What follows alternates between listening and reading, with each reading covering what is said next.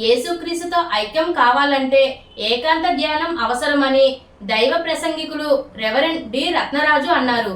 ఈ రోజు స్థానిక వియ్యల్పురంలోని మార్గాని ఎస్టేట్స్ గ్రౌండ్లోని బైబుల్ మిషన్ మహాసభలు ఘనంగా ప్రారంభమయ్యాయి. ఈరోజు స్థానిక వియ్యల్పురంలోని మార్గాని ఎస్టేట్ గ్రౌండ్లో బైబుల్ మిషన్ మహాసభలు మంగళవారం ప్రారంభమయ్యాయి. ముందుగా రెవరెండ్ టి అగస్టిన్ ప్రారంభ ప్రార్థన చేశారు. అనంతరం రెవరెండ్ డి రత్నరాజు దైవవాక్యాన్ని అందించారు. దైవభక్తి చేసే సమయంలో మనసుని ఏకాంతంగా దేవునితో ఉంచాలని, అప్పుడే ఆయన ఉపదేశం అర్థమవుతుందని అన్నారు. ఈ సభకు ముఖ్య అతిథిగా రాజమండ్రి మాజీ ఎంపీ మార్గాని భరత్రాం హాజరయ్యారు. 2012 నుండి తమ స్థలంలో బైబుల్ మిషన్ మహాసభలు ఎంతో భక్తి శ్రద్ధలతో జరుగుతున్నాయని అన్నారు. మహాసభల్లో ఒకరోజు భక్తులందరికీ మధ్యాహ్నం భోజనం తాము ఏర్పాటు చేయడం చాలా సంతోషంగా ఉంటుందని అన్నారు.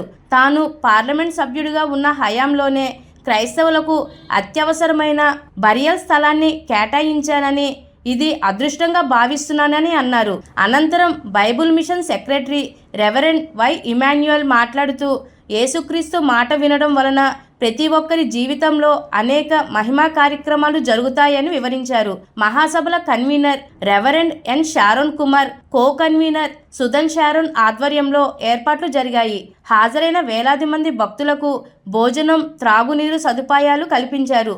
రెవరెండ్ కరుణానిధి ప్రార్థనతో మొదటి రోజు పగటిపూట ప్రార్థన ముగిసింది. సభలు ఇంత దిగ్విజయంగా, సదుపాయంగా, మనందరికీ సౌకర్యవంతంగా జరుగుతున్నాయి అంటే దానికి ప్రధాన కారకులు, ఇంత చక్కగా జరుగుతున్నాయి అంటే దీనికి కారకులు మన ఎక్స్ఎంపీ గారు భరత్ గారు. వారి యొక్క ప్రేమ, ఈ సభలు ఇక్కడ జరుగుతున్నాయంటే మొట్టమొదటి కనబడేది ఏంటంటే దేవుని యొక్క ప్రేమ భరత్ గారి ద్వారా మన అందరికీ పంచుతున్నారన్నమాట. దేవునికి ఇచ్చాపులు పట్టాలి ఒకసారి. దేవునికి మహిమ కలుగును గాక.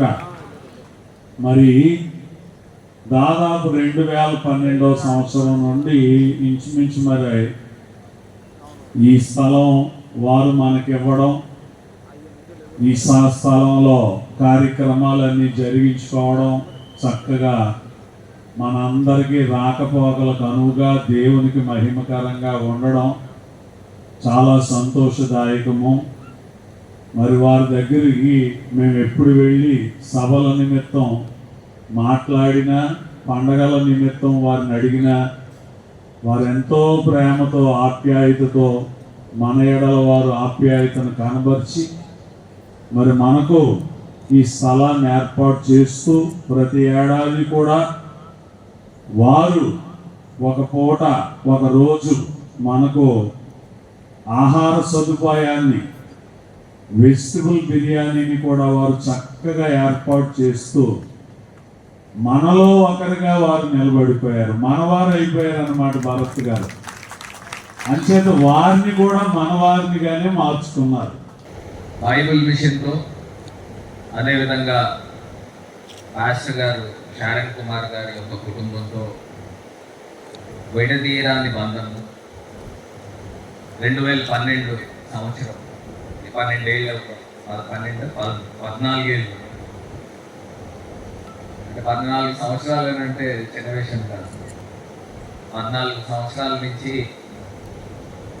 మన మార్గాని ఎస్టేట్ గ్రౌండ్స్లో, మీ గ్రౌండ్స్లో ఈ కార్యక్రమం క్రైస్తవ సభలు ఏర్పాటు చేయడం, మరి ఇప్పుడే చెప్పినట్టుగా మీలో ఒక మనిషిగా, మీ కుటుంబ సభ్యుడిగా మరి దేవుడు ఏ రకంగా కలిపాడో తెలియదు. కానీ ఎప్పుడైతే క్రైస్తవ సమాజంతో ఎప్పుడైతే అనుబంధం పెరిగిందో, నేను మామూలుగా మీతో పాటు సాధారణమైన వ్యక్తినే. మరి ఇవాళ రాజమహేంద్రవరం పార్లమెంట్ నియోజకవర్గాన్ని ఒక ఎంపీగా మరి దేవుడు ఆశీర్వదించాడంటే దేవుడి యొక్క కృప లేకపోతే ఇవన్నీ కూడా జరగవు. ప్రసాదాన్ని మా చేత ఇప్పించే కార్యక్రమము మరి దేవుడు అవకాశం కల్పించినందుకు చాలా సంతోషపడతా ఉన్నా. ఇది ఒకటే కాదు, క్రైస్తవ సమాజానికి కూడా బరియల్ గ్రౌండ్, సమాధుల యొక్క స్థలాన్ని కూడా దేవుడు నా చేత, నేను ఎంపీగా ఉన్నప్పుడు నా చేత ఇక్కడ బొమ్మూరులో ఏర్పాటు చేయించినందుకు, ఇంకా భవిష్యత్తు కాలంలో ఖచ్చితంగా నేను మీ కుటుంబ సభ్యుడిగా మీ అందరికీ కూడా ఉపయోగపడే విధంగా దేవుడు ఆశీర్వదించాలని, మీ అందరి యొక్క ఆశీర్వాదాలు ఎల్లప్పుడూ జగనన్న పైన, వైఎస్ఆర్ కాంగ్రెస్ పార్టీ పైన, మా పైన ఉండాలని మనస్ఫూర్తిగా కోరుకుంటూ, మరి అదేవిధంగా నాతో పాటు పెద్దలందరూ కూడా వచ్చారు.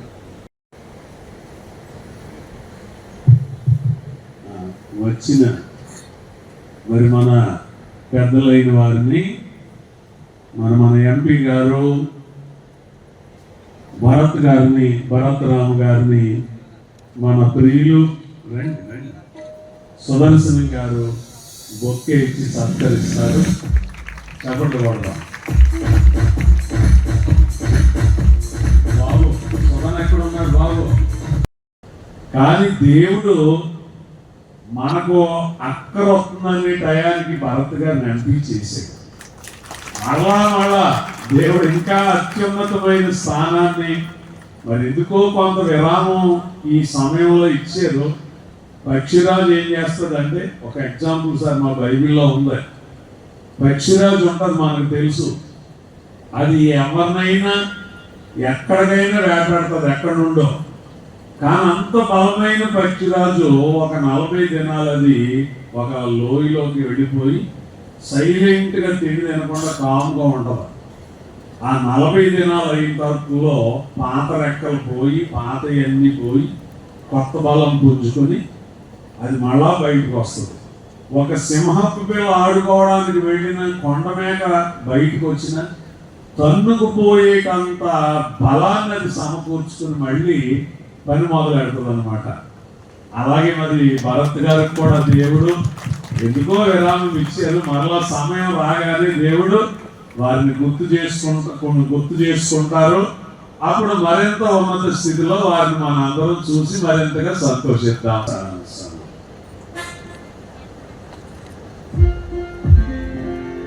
ఒకే ఇచ్చి సత్కరిస్తున్నాను.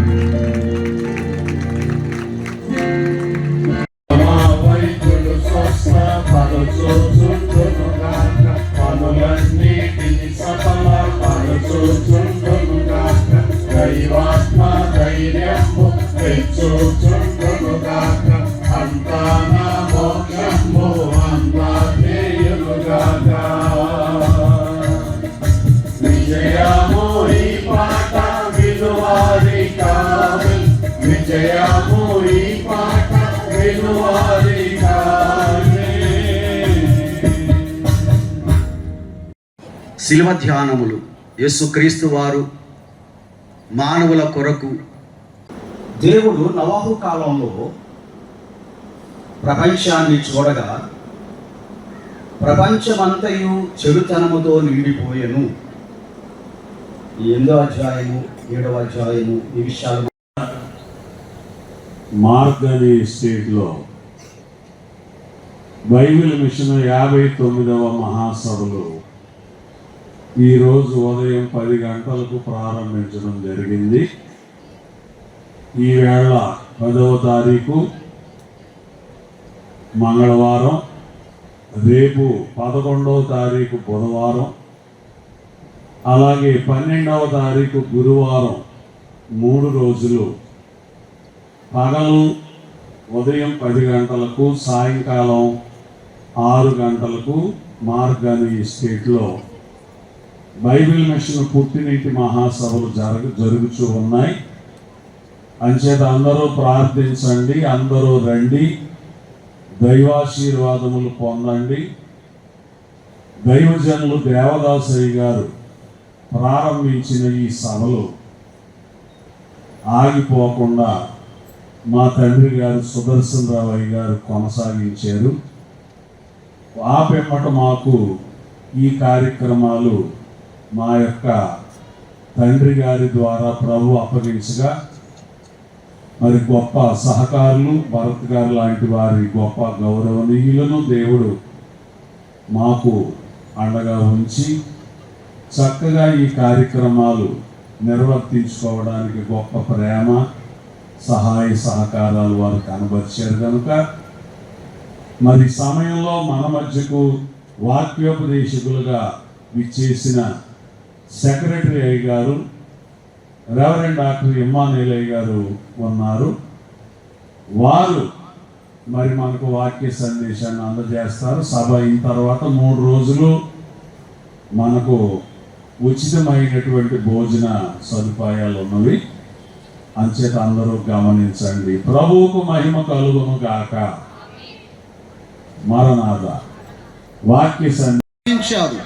రోగులను బాగు చేస్తే వారందరూ కూడా ఆయనను చూపించిన విధేయత లేక ప్రేమ ఏమిటి అంటే వారందరూ ఆయనను విడిచి తృణీకరించి సిలువ వేయమని కేకలు వేసి ప్రభువారిని విడిచిపెట్టినట్లుగా దేని వాక్యం ద్వారా మీకు నేను మనవి చేస్తా ఉన్నాను. రెండవదిగా దేని వాక్యంలో మనం చూడగలిగితే ఈ లోకంలోనికి పంపించినప్పుడు ఆయన ఓ ప్రత్యేకమైన జనాంగాన్ని ఏర్పాటు చేసుకున్నారు. యోధా జనాంగం.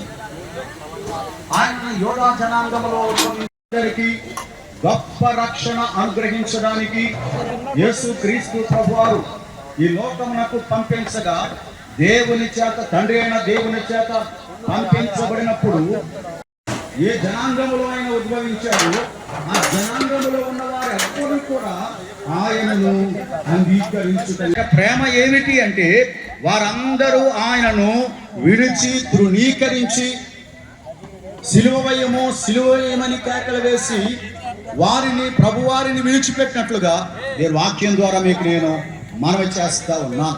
రెండవదిగా దేని వాక్యంలో మనం చూడగలిగితే